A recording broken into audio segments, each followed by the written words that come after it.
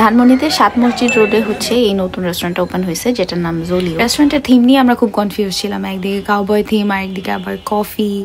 Anyways, যেহেতু স্যাটারডেতে গিয়েছিলাম, ওই দিন খুব ক্রাউডেড ছিল জায়গাটা অ্যাজ অলওয়েজ। আর অ্যাস্থেটিক রিলস দেখে প্লেসটা একটু বড় মনে হলো। প্লেসটা আসলে তেমন একটা বড় ছিল না। আমার ফ্রেন্ডের ছবি তুলে দেওয়ার চেষ্টা করতেছিলাম চিপা চাপায়, যেই কর্নারে জায়গা পাই সেখানে। আবার এই সাইডে আরেকটা থিম, মানে আপনারা নিজেরা গেলেই বুঝবেন আসলে বিষয়টা কি চলবে। ওয়েলকাম ড্রিঙ্কস হিসেবে একটা ক্যারট ড্রিঙ্কস দিয়েছিল আমাদেরকে, আর আমরা এই দুইটা ড্রিঙ্কস অর্ডার করি, যেটার মধ্যে স্ট্রবেরি ককটেলটা মজা ছিল, বাট পাইনাপেলটা ওয়াজ টু সাওয়ার।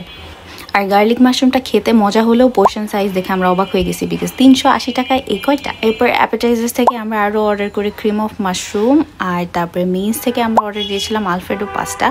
যদি বলতে হয় এই রেস্টুরেন্টের মোস্ট রিকমেন্ডেড ডিশ কোনটা, তাইলে আমি বলবো this pasta. This was so creamy, আর পোর্শন সাইজ অনেক ভালো ছিল। এবার আসি সবচেয়ে ডিসঅ্যাপয়েন্টেড দুইটা ডিশ নিয়ে, যেটা আমরা মেইনস থেকে অর্ডার করেছিলাম ডোরি ফিশ প্ল্যাটার, আর একটা হচ্ছে জামাইকান চিকেন উইথ 2 সাইডস।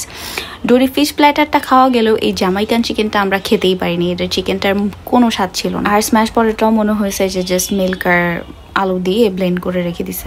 যাই হোক, এরপর আমরা ক্যান্ডেল নিতে ভুলে গেছিলাম দেখে লাইটার দিয়ে ফু দিয়ে আমরা বার্থডে সেলিব্রেট করছি। ওকে, বাই।